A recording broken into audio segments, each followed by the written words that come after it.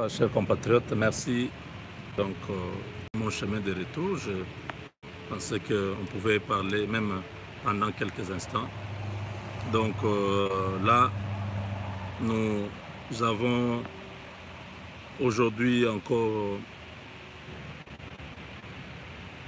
reçu beaucoup d'informations concernant notre armée. L'armée congolaise se porte maintenant très bien. C'est tout ce que nous avons souhaité pendant toutes ces années. Comment on pouvait garder les mêmes personnes au même poste pendant plusieurs années sans résultat, sans changement, pendant que la situation du pays était en train de s'empirer. La situation sécuritaire devenait de plus en plus inquiétante, mais les mêmes généraux étaient là, les mêmes troupes étaient là. Aujourd'hui, grâce à l'avènement d'un nouveau régime, le régime de Félix Tshisekedi, nous pouvons penser que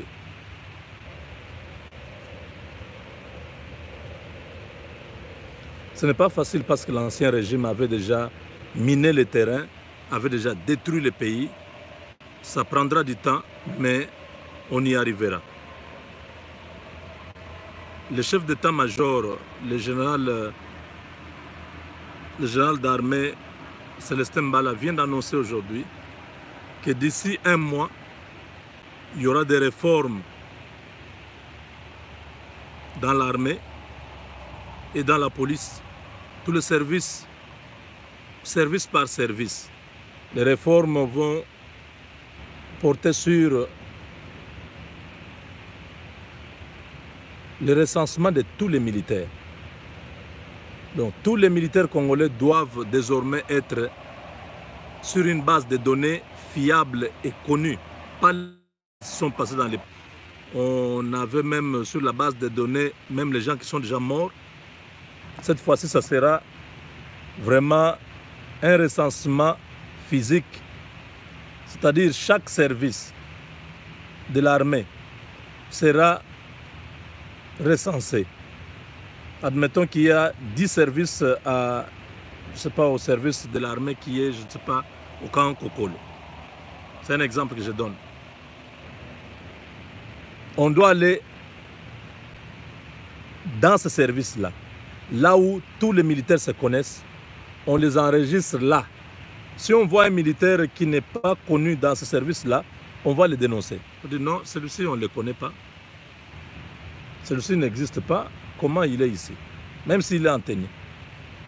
Chaque service sera identifié et on va aller à la source. Donc, dans ce service-là, il y a combien de militaires qui travaillent ici? Oh, il y a 20. Ok, où sont-ils? On les monte, on les enregistre. Oh, dans telle compagnie, il y a combien de militaires? Oh, il y a autant, je ne sais pas, 300. Ok, où sont-ils? Des militaires qui se connaissent. Ainsi de suite, jusqu'au niveau des bataillons, jusqu'au niveau de la région et jusqu'au niveau national. Ça ne sera pas du genre, tous les militaires venaient au stade. Non. Quel militaire venait au stade? Parce que là, vous ne vous connaissez pas, on peut infiltrer des gens qui vont être sur les listes. Certains comptables de l'armée vont continuer à bénéficier de l'argent de l'État congolais dans ces flous-là. Ça sera là où les militaires travaillent, c'est là où on va l'enrôler, là où on va l'enregistrer. S'il est à Massissi, tous les militaires qui sont à Massissi, il y en a combien? 1000 militaires. Tous ces militaires, 1000 vont sortir. On les enregistre.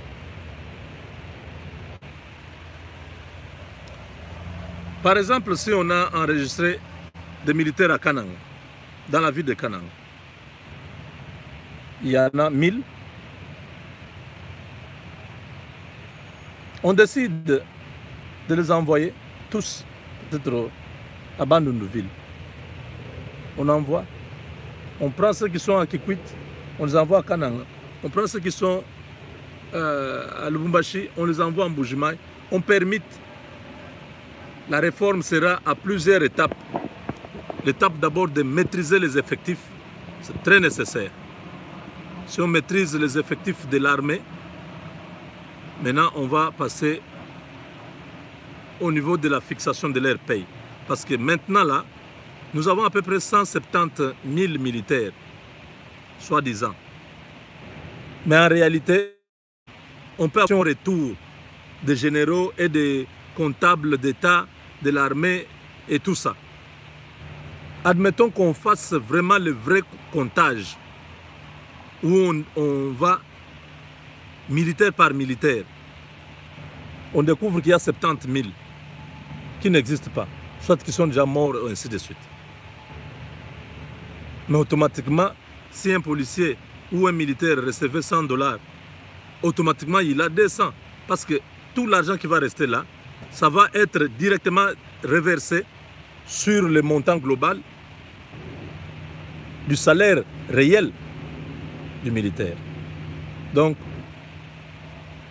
il y aura permutation, il y aura promotion, il y aura régularisation des grades et il y aura mise en retraite. Donc, beaucoup de militaires iront en retraite, en pension. Tous ces vieux papas qui sont là, on va leur donner quelque chose. Donc, l'État congolais va leur donner leur argent de pension.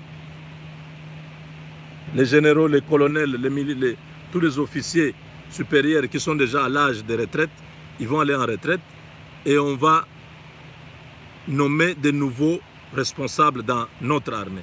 Donc voilà, ça c'est une grande nouvelle. Nous l'avons souhaité pendant tout ce temps. Nous avons crié ici, Monsieur le Président, changez les responsables militaires à l'est du Congo. Ça vient d'être fait. Le général Fall vient de prendre la tête de la 3e zone de défense, donc du côté de Goma, Bukavu et tout ça, et Kisangani, je crois. Et le commandant, le général des opérations Sokola 1, vient d'être remplacé. Marcel Mbangu n'est plus à ce poste. Nous avons un nouveau responsable. Beaucoup de choses dans l'armée vont changer parce que les États-Unis sont en train d'équiper notre armée, notre police et nos services de renseignement en ce que nous puissions avoir une armée républicaine, une armée forte en Afrique, capable de pouvoir protéger les richesses que nous avons dans le pays. Parce qu'un pays qui est le coffre-fort du monde ne peut pas être gardé par des militaires ou des militaires qui reçoivent $50 comme salaire. Non. Sinon, ils vont faire sortir l'uranium. Oui, les terroristes peuvent venir, ils donnent seulement l'argent aux militaires, ils prennent l'uranium, ils partent. Et c'est toute la planète qui sera en danger. Vous voyez? Que ce soit les gens de la DGM, ils doivent être bien payés. Les policiers, ils doivent être bien payés. L'armée, bien payée. Tous les services de l'État doivent recevoir un salaire décent. Donc, en ce moment, le Tango Fort et les autres qui étaient dans des opérations retour, dans des opérations machiavéliques pour détruire notre pays, en train d'armer, en train de vendre les armes auprès de tous ces groupes armés, maintenant l'ère est passée. Tshisekedi est en train de prendre, il est en train de prendre les choses en main, progressivement, pour la Kabylie de se retrouver. Ils ont pensé que ça va être un cadeau. Non, Tshisekedi a le pouvoir. Tshisekedi est en train de marquer ses marques, il est en train de poser ses marques. Aujourd'hui, il a été reçu par le premier ministre je ne sais pas si c'est Abe, hein. Le premier ministre japonais, là, on l'appelle Shinzo Abe. Donc, ils ont parlé de Inga, ils ont parlé du corridor nord, ils ont parlé de l'investissement dans la prospection, dans le travail de géologie, de nos minéraux. Ils ont parlé de renforcer les relations entre le Japon et la RDC. C'est beaucoup de choses, beaucoup. Je dis bien beaucoup de choses. Donc Inga 2, bientôt réparé par les Japonais, ils seront là. Ils vont faire en sorte que la capacité maximum de Inga 2 soit d'ici l'année prochaine possible et que nous soyons en mesure d'utiliser ce courant-là au Congo. Et Inga 3, ça sera plus... beaucoup de pays ont besoin de ça, l'Afrique du Sud, l'Angola, le Nigeria, l'Égypte. Bon, nous ne savons pas, ça c'est avec la BAD, il y a d'autres procédures là-bas. Et à part la rencontre que le président a eue avec le Premier ministre, parce que quand on parle de Premier ministre, il faut comprendre, c'est les pays où il y a par exemple un roi comme la Belgique. Les rois règnent, mais ils ne dirigent pas. Celui qui dirige la Belgique, c'est le Premier ministre. Mais actuellement, la Belgique n'a pas de Premier ministre, hein, il est démissionnaire. Donc ils n'ont pas de gouvernement. En Grande-Bretagne, d'Angleterre est là, elle règne, mais c'est le Premier ministre qui gouverne. C'est la même chose au Japon. Il y a un empereur là-bas qui règne, mais c'est le Premier ministre Shinzo Abe qui dirige le pays. Donc, quand on vous dit qu'il a été reçu par le Premier ministre, c'est-à-dire il a été reçu par la plus grande autorité du pays, celui qui gère le pays au quotidien, c'est le Premier ministre. L'empereur, il peut le recevoir ou pas, c'est pas important parce qu'il n'a pas de l'incidence directe dans la gestion des nations. C'est le Premier ministre qui dit voilà, nous allons procéder comme ça, nous allons faire ceci. Le Japon va mettre autant dans votre pays. Le Japon a mis déjà 20 milliards pour l'Afrique, promis d'augmenter cette cagnotte. Ils vont travailler ensemble avec les États-Unis parce que les États-Unis sont déjà très avancés dans ces domaines-là. Alors, le président Félix, après cette rencontre, il a accordé aussi une audience aux chefs d'entreprise Mitsubishi, je crois Nissan, Toyota. Donc c'est les PDG, les responsables de ces grandes entreprises qui veulent avoir les cobalt congolais, les cuivres congolais, toutes ces histoires qui entrent dans la fabrication des voitures électriques. Tout ce qui a été avec eux. Et beaucoup d'investissements sont en route vers la RDC. Donc, le président Félix lui-même a dit que je suis très positif, mon gouvernement va réussir. Nous allons travailler durement pour donner le meilleur au peuple congolais. Donc voilà, ça c'est très important quand on sort. On a ce genre de contact. Ce n'est pas directement que vous verrez ces gens-là au Congo, mais c'est déjà un contact qui permet à ce qu'il y ait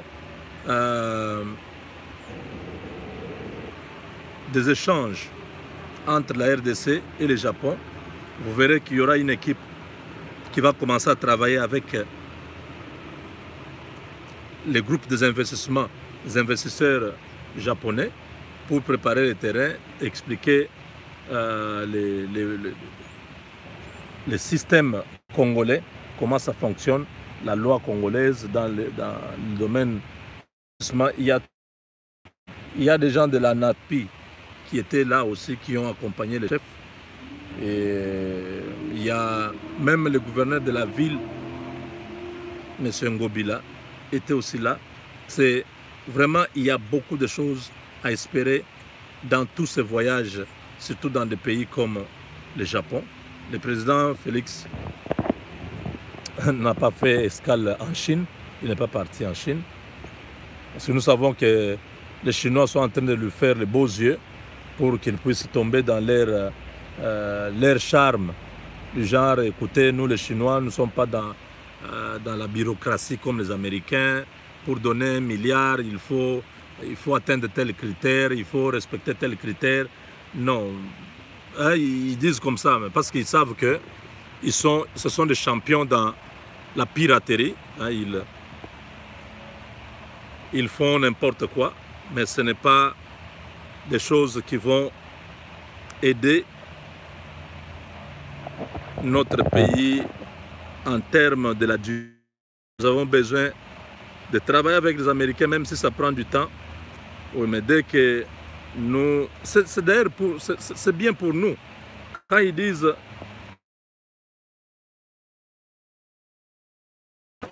Il faut vraiment combattre la corruption. Vous pensez que c'est mauvais? Dans un pays où il y a la corruption, les choses ne marchent pas. Ça ne fonctionne pas. Donc je pense que c'est une très bonne approche de pouvoir aller avec les Américains, quelles que soient leurs conditions. Je vois le président Félix a beaucoup travaillé. Maintenant, là, c'est l'aspect sécuritaire qui est en train d'être réglé avec la nouvelle nomination de tous ces responsables militaires à l'est du Congo, les mouvements de troupes dans les pays, la réforme de l'armée. Je crois que cette question de la sécurité sera résolue. Les problèmes de la corruption, le président est en train de travailler sur ça. Vous voyez vous-même les grands signaux qui sont donnés avec l'interpellation du docteur Oli, l'ancien ministre de la Santé, tout ça, et les autres qui ont été déjà entendus dans le passé, ça montre que nous sommes en train d'avancer progressivement. Donc le 19, disons, maintenant là le président, son séjour au Japon, il va rentrer sur Kinshasa. Les autorités belges sont en train de prendre toutes les dispositions pour honorer le président Félix. Bon, honorer, on peut dire comme ça. Ils l'ont déshonoré, mais maintenant ils se sont rendus compte que c'est important. Nous devons faire des affaires avec la RDC. Traditionnellement, c'est un pays historique pour la Belgique. Donc, ils ne peuvent pas accepter de perdre la RDC comme ça, même si les États-Unis ont pris la part du lion. Mais il reste toujours les miettes. La Belgique ne pourra pas refuser. Hein. Ils vont toujours chercher aussi à s'accrocher. Le président sera reçu par qui joue l'intérim. Donc,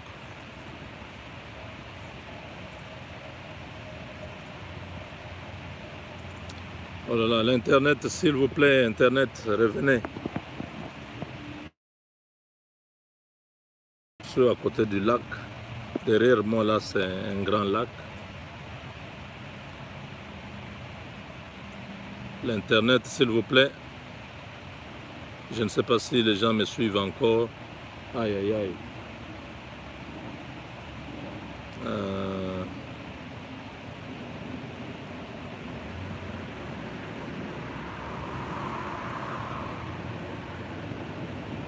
Bon, si vous pouvez continuer à me suivre, j'étais en train de dire que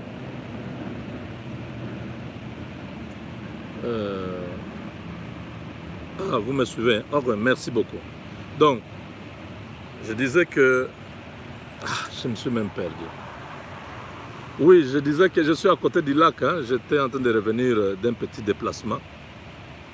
Ça m'a pris beaucoup d'heures. Une famille, Moubenga TV, le Congo est à nous. C'est pour nous une famille. Vous êtes nombreux à vouloir écouter la voix de votre serviteur. C'est toujours un plaisir de vous retrouver nombreux. Alors, je disais que les Belges, ils ont fait beaucoup de bêtises. Ils se sont rendus compte que Tshisekedi est l'homme fort de la RDC, maintenant. Oui, en termes du pouvoir, c'est lui qui a tous les pouvoirs, n'est-ce pas? C'est lui. L'impérium, c'est lui. Donc vous ne pouvez rien faire au Congo sans cet homme-là. Les entreprises belges, aujourd'hui, sont en difficulté. Hein? Ils n'ont plus rien. En voulant trop gagner, ils ont tout perdu. Les Belges pouvaient nous encadrer, nous aider, donc nous accompagner après l'indépendance. Aujourd'hui, on ne serait pas un pays nul tel que nous sommes là. Ils ont voulu tout prendre pour eux-mêmes et abandonner le peuple congolais dans la misère. Utiliser nos frères comme les Mobutu et les autres contre nous. Ils n'ont pas voulu aider le pays. Ils ont tout gâché. La politique qui a suivi l'indépendance, c'était les Belges qui ne voulaient pas que le pays puisse se développer, que le pays ne puisse pas se tenir debout. Ils ont tout fait. Regardez un peu, ils vont soutenir Moïse Tshombe pour créer une sécession, créer un autre pays. Ils vont soutenir Kalonji Moulopoué pour créer un autre pays. Les Belges que vous voyez là. Ils nous ont causé beaucoup de torts. Beaucoup de torts. Et même l'avènement de Mobutu, c'est les Belges parce qu'ils ne voulaient pas de Lumumba. Ils ont tout fait pour que Lumumba soit mort. Et il y a un Belge, un vieux sorcier qui est en Belgique là-bas, qui se plaît de raconter au monde entier qu'il détient une des dents de Lumumba. Après tout le mal, après toutes ces choses, aujourd'hui les Belges se rendent compte qu'ils ont perdu la RDC. Et c'est lui qui prend le pouvoir. C'est le fils de Tshisekedi que les Belges ont combattu. Si Tshisekedi n'a pas eu le pouvoir, ce sont les Belges qui ont tout fait, qui ont empêché que Tshisekedi ne devienne pas président du Zaïre à l'époque ou de la RDC après. Aujourd'hui, c'est Félix qui est là. Ils ont dit des histoires dans leurs journaux Libre Belgique, sur leur télévision, RTBF, tout ça. Tshisekedi n'a pas étudié et tout ça, c'est un faussaire, le diplôme là n'est pas vrai et tout ça. Ils ont raconté ce qu'ils ont voulu raconter pour discréditer, diminuer, humilier, ridiculiser Félix Tshisekedi. Aujourd'hui, Dieu a permis l'ironie du sort, hein? La providence. C'est Tshisekedi qui devient président de la RDC et ils sont obligés de dealer avec lui. Ils sont obligés de pouvoir s'incliner. J'ai vu un Didier Reynders à Washington en train de se faufiler dans les ascenseurs pour aller rencontrer le président de la République. Je dis, vous voyez, c'est ça le comble du ridicule. Le comble du ridicule, c'est lorsque vous traitez quelqu'un d'illettré, d'incompétent, et demain vous venez vous agenouiller devant lui. Maintenant, là, les Belges sont, oh non, nous avons mobilisé 5 millions de dollars en prévision de la visite du chef de l'État congolais. Hein? Oh, parce que c'est la Belgique, il y a beaucoup de Congolais qui sont dans l'opposition, qui risquent de perturber son séjour. Tant mieux. Faites-le. Vous avez besoin qu'il vienne, n'est-ce pas? Oui, prenez vos dispositions pour qu'il soit en sécurité. C'est un grand président pour nous les Congolais, pour l'Afrique et pour le monde, pour l'instant. Il détient le coffre-fort de l'humanité, commençant par la forêt. Vous voyez, n'est-ce pas? Le deuxième poumon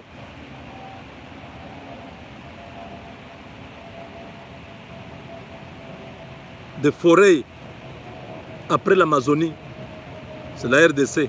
Vous avez appris, n'est-ce pas, que beaucoup d'hectares de forêt partis en fumée au Brésil. L'Amazonie a pris feu. Pour vous dire que maintenant, la planète respire avec la forêt de la RDC, où il y a les tourbières. Mais c'est le président Félix Tshisekedi qui est le président de ce pays-là. L'eau douce de la planète, RDC toujours. Oh, le son, vous n'entendez pas. Je disais que aujourd'hui, le président Félix, c'est le président qui a le deuxième bassin des eaux douces de la planète. C'est lui. Après l'Amazonie, qui est la première grande forêt de la planète. La deuxième forêt, c'est la forêt du Congo, le bassin du Congo comme on appelle. Ça englobe la Guinée équatoriale, les Gabon, le Congo-Brazzaville, tout ça. Mais la grande, 70% de cette forêt-là est en RDC. Donc c'est le deuxième poumon au niveau mondial, avec tout ce que vous avez comme biodiversité. C'est chez nous. Nous avons beaucoup de choses qui font que notre président aujourd'hui doit être mieux sécurisé. Nous avons ce que tout le monde n'a pas. C'est comme les États-Unis, n'est-ce pas? La grande puissance, parce qu'ils ont une puissance militaire ici. Ils peuvent vous écraser dans quelques minutes. Leur président est très bien sécurisé. Donc notre président doit aussi être très bien sécurisé. Les Belges, vous avez la responsabilité pendant les 3 jours que Tshisekedi passera chez vous. Donc vous devez vraiment le sécuriser comme il le faut. Alors voilà, il va visiter l'Académie royale où beaucoup de nos militaires seront formés bientôt. Il va aller au port d'Anvers. Donc son programme est déjà connu. En Belgique, en France, tous les pays qui sont tout autour de la France, jusqu'en Angleterre, mobilisons-nous, mobilisez-vous. Soyez nombreux que l'Europe puisse tomber. Ne laissez pas la place à ces Congolais haineux, ces Congolais qui ont déjà perdu l'espoir de tout ce qu'ils ont perdu, de tout ce qu'ils ont eu à passer comme tant dans la résistance, dans les combats. Aujourd'hui, ils se rendent compte qu'il n'y a plus de résistance, il n'y a plus de combat. Le pays est entre les mains d'un fils du pays qui est en train d'avancer progressivement et les choses sont en train de s'améliorer. Ils se rendent compte qu'ils ont beaucoup parlé, ils ont insulté, ils ont dit ceci et qu'ils n'ont plus la possibilité de s'amender. Ça, c'est eux qui disent. Hein. Or, la possibilité est toujours là. S'ils changent de camp, ça va aller. Alors, ils vont chercher à saboter le président Félix. Nous demandons que ceux qui sont avec le président Félix, ceux qui sont avec nous, soyez nombreux que ceux qui sont contre lui. Oui, tous ces gens, qu'ils puissent continuer à raconter ce qu'ils veulent raconter. La plupart sont des gens impolis, mal éduqués. Quand tu ne partages pas la même vision avec moi, c'est tout à fait normal, n'est-ce pas? Mais tu n'es pas obligé de m'insulter. Tu n'es pas permis de m'insulter. Tu n'as pas ce droit-là.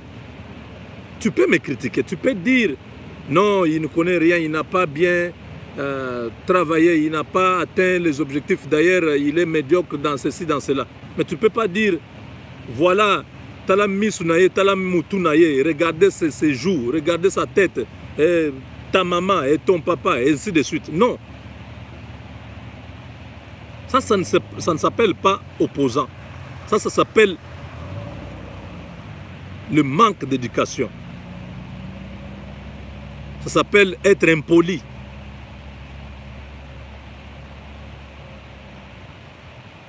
Et ça, c'est punissable devant la loi. Parce que quand vous atteignez, vous faites l'atteinte à l'intégrité physique de quelqu'un, c'est punissable par la loi. Parce que j'ai une famille, j'ai une femme, j'ai des enfants, et mes enfants vont s'asseoir là à regarder comment on est en train de m'insulter. Bon, que Félix n'ait pas les diplômes ou qu'il ait des diplômes, il n'y a aucun problème. Il est notre président. La loi électorale le dit clairement. Et si quelqu'un n'a pas le diplôme et qu'il a l'expérience, il est qualifié pour poser sa candidature. Et le président Félix, c'est ce que vous avez vu, n'est-ce pas? Il a dirigé la plateforme, le rassemblement. Pendant combien d'années? À peu près depuis 2015. Jusque dernièrement ici, vers 2018 ici, c'est lui qui était toujours le président. L'usage de faux. Ok. Montrez-nous votre diplôme, vous qui parlez là. Montrez-nous. Vous savez, il y a des gens qui donnent des leçons. Vous vous cachez là-bas derrière des surnoms, hein, des noms qui ne peuvent pas être traçables. Si on pouvait vous connaître, vous serez pire que ce que vous dites. Donc, la question du diplôme ne tient pas. Kabila est venu de nulle part, n'est-ce pas? Kabila. Il a fait 18 ans, sans diplôme, sans expérience. À 29 ans, il est devenu président. 29 ans. Vous lui avez déjà demandé, il a fait 18 ans. Tshisekedi arrive. Il a un diplôme d'État, ça tout le monde le sait. Sa vie universitaire, ça, moi je n'ai pas de précision sur ça. Mais ceux qui ont déposé son dossier, ils ont dit qu'il avait répondu à tous les critères. Sinon, déjà, au niveau de la CENI, il serait déjà mis dehors. Parce que Kabila ne voulait pas que les opposants puissent lui créer ombrage. Il voulait avoir un champ libre où il pouvait mettre son candidat et gagner les élections. C'est ce qui n'a pas été fait. Si Tshisekedi n'était pas, il n'avait pas répondu à tous ces critères, il ne serait pas aujourd'hui président. Si vous le voyez là, allez demander aux gens de la CENI. Bemba a été éliminé, n'est-ce pas? Parce qu'il y avait une raison. Son histoire de subordination des témoins là. C'était une raison pour qu'on le mette dehors. Katumbi l'a empêché de rentrer et il avait des dossiers au niveau de la justice. C'est qu'il n'avait rien. Maboko Pembe. Il avait l'expérience, il a dirigé au niveau de son parti. Il était responsable de la mobilisation, non, responsable de, je crois, hein, mobilisation. Il était secrétaire national chargé de... Bon, c'était quelque chose lié à la diplomatie. Il a occupé ce poste pendant presque, je crois, 3 ou 4 ans. De dignitaire, de président. Il a été dans la diplomatie active de son parti. Au-delà de ça, il a été président du Rassemblement. Depuis 2016, oui, 2016, 2017, 2018. Oui, il était chargé de la diplomatie. Merci beaucoup. Tout ça, vous pouvez voir quand l'homme parle, il dépasse même 1000 fois vous autres là qui avez des diplômes, qui ne parvenez même pas à formuler une phrase correcte comme à la fin. Impossible. Quand Tshisekedi parle, vous croirez que c'est...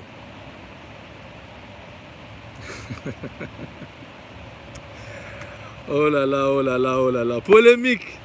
Les Congolais, vous aimez ça. Hein? Les chiens aboient, la caravane passe. Vous cherchez toujours là où il y a une raison, n'est-ce pas? Vous cherchez toujours, non? Oui, je sais que jusqu'en 2045, soyez calme. La constitution là sera modifiée, ne soyez pas pressés. On va modifier la constitution là pour le bien du Congo, n'est-ce pas? Oui. Ça c'est pour le bien du Congo. On ne change pas l'équipe qui gagne, n'est-ce pas?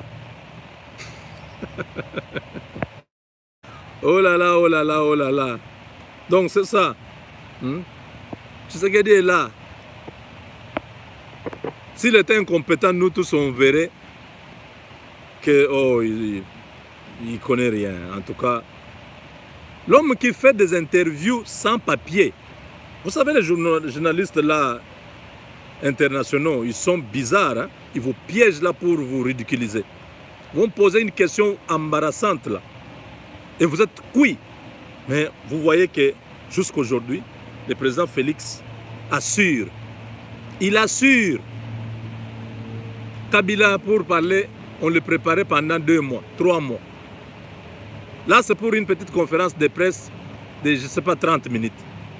Où il est devenu nerveux, il ne répond pas. Et on commence à lui poser la question, non, allez lire la Constitution. Un président de la République, hein, il répond comme ça. Mais vous avez Tshisekedi qui est là, devant un panel de journalistes. Il pose des questions coup sur coup. Il y a une réponse. La maîtrise des dossiers. Vous comprenez? On n'a pas besoin de son diplôme. L'homme a tout. Il a tout.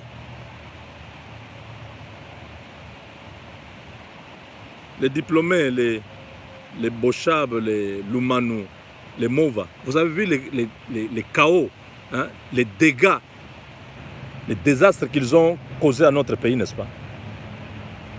Je n'encourage pas ici le fait que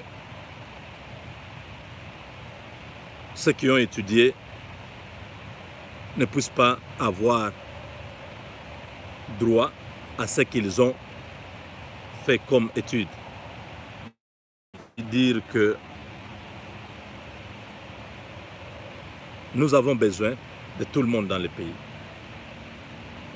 Nous avons besoin de ceux qui ont beaucoup étudié. Nous avons aussi besoin de ceux qui n'ont pas étudié. Tout le monde est utile. Beaucoup de gens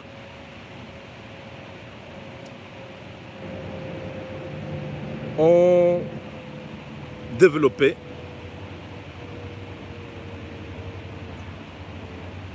certaines de leurs affaires sans avoir été à l'école.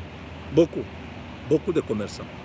Ils ont des capacités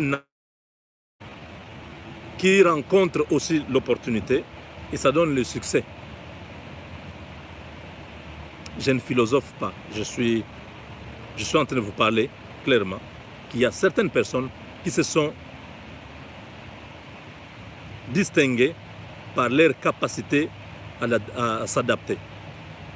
Les gens comme le président Félix, ils s'adaptent facilement. Vous avez vu, aujourd'hui, vous croirez que c'est quelqu'un qui a fait les sciences politiques. Vous croirez que c'est quelqu'un qui a, je ne sais pas, un PhD, des grands diplômes universitaires. Mais l'homme est extraordinaire. Il s'adapte, il a une capacité de mémoire terrible. Je crois qu'avant d'aller rencontrer, par exemple, les journalistes ou aller dans un... pendant quelques instants, pendant 10, 15 minutes, Monsieur le Président, dans tel dossier, il y aura ceci, il y aura cela. S'il y a une question dans ce sens, regardez, la réponse doit être comme ça. Quelqu'un comme ça, quand il sort, on lui a juste briefé, mais il a tout ça en esprit. Ce sont des qualités, ce sont des capacités à louer. Parce qu'il y a des gens qui ont le cerveau de lapin, le cerveau de poule. Un petit cerveau comme ça, on va lui expliquer les choses toute la journée. Il arrive devant les gens, il commence à balbutier la langue, il commence à lécher ses lèvres, vous savez, en train d'écarquiller les yeux comme ça, il commence à respirer. Quand quelqu'un ne connaît pas la réponse, oui, il va écarquiller les yeux. Vous savez, nous avons un président compétent qui a démontré ses compétences de parti. S'il n'était pas compétent, on ne pouvait pas lui donner ses responsabilités au parti. Non. S'il n'était pas compétent, il n'allait pas être président de Martin Fayoulou au rassemblement. Non. Hein, les Franck Diongo et les autres, les Katumbi, tous, ils étaient au rassemblement. C'est lui qui était leur président. Les Lutundu là, ouais, les rassemblements, les G7 là, le président Félix était leur président. Et vous avez suivi Lutundu là, n'est-ce pas? Il a reconnu.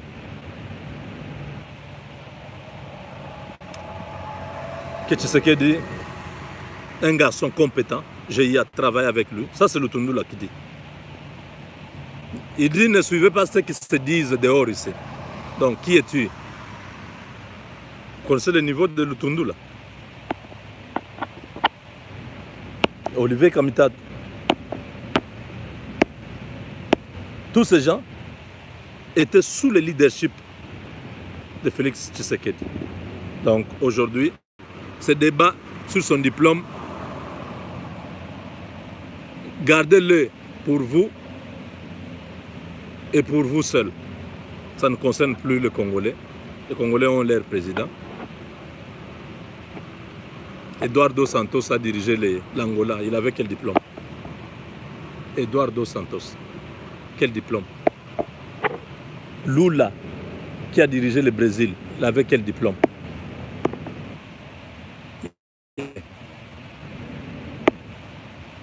Qui étaient autodidactes, qui se sont adaptés, qui ont compris et qui ont aidé leur nation. Voilà. Donc il sera en Belgique, soyez nombreux. J'invite tout le monde, les 19, soyez nombreux à Bruxelles.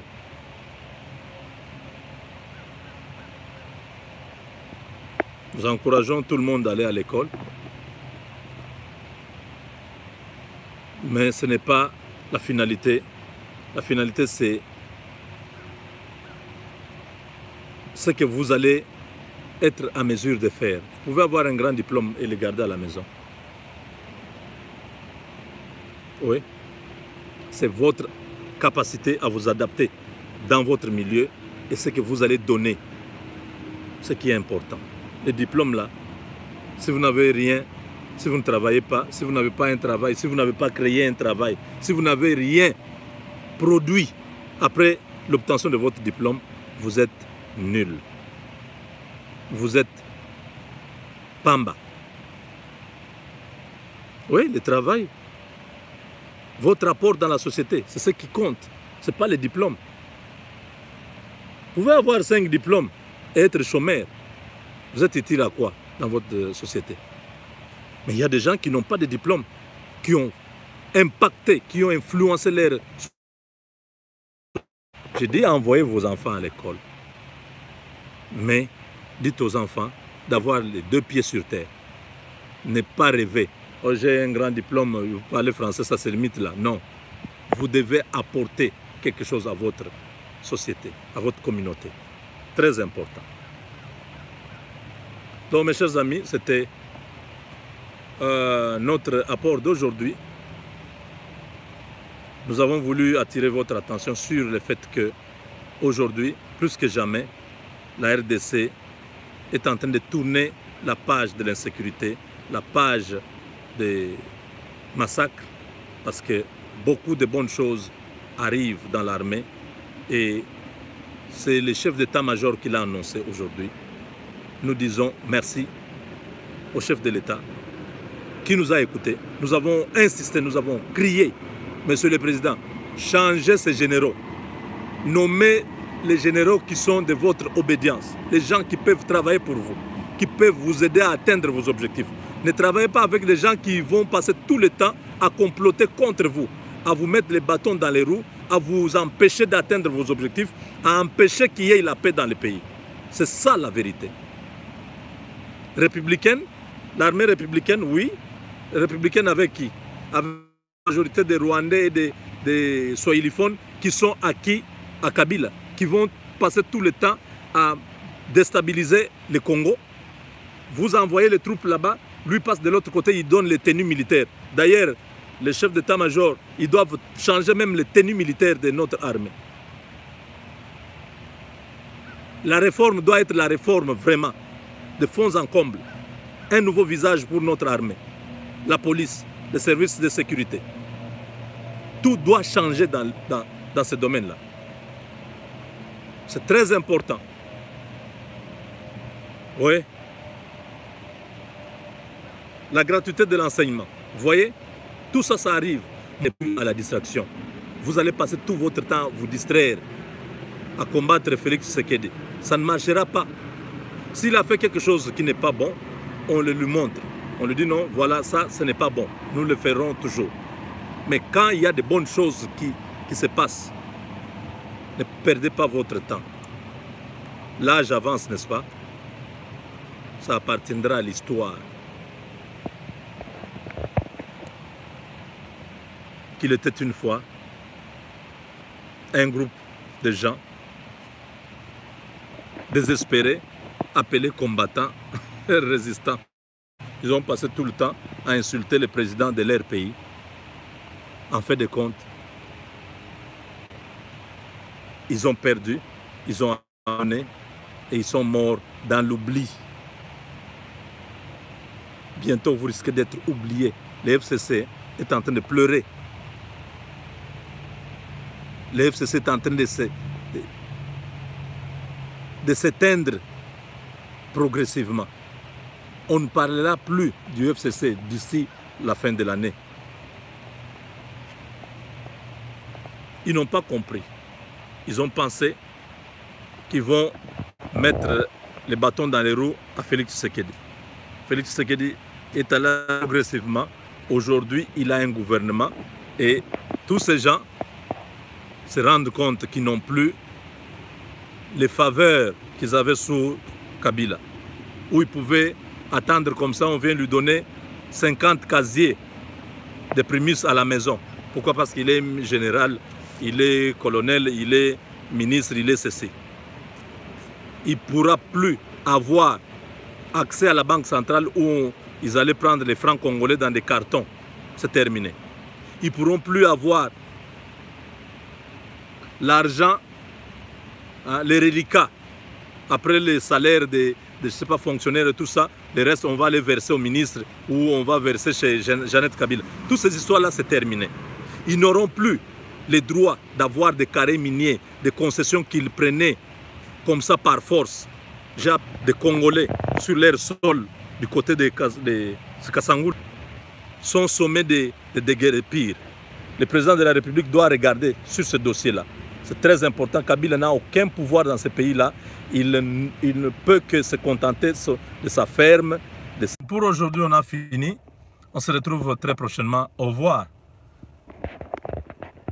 Je n'ai pas vraiment le temps de prendre vos questions.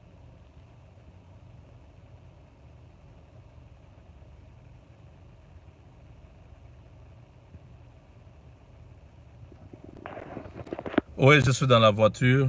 Je dois maintenant vers chez moi.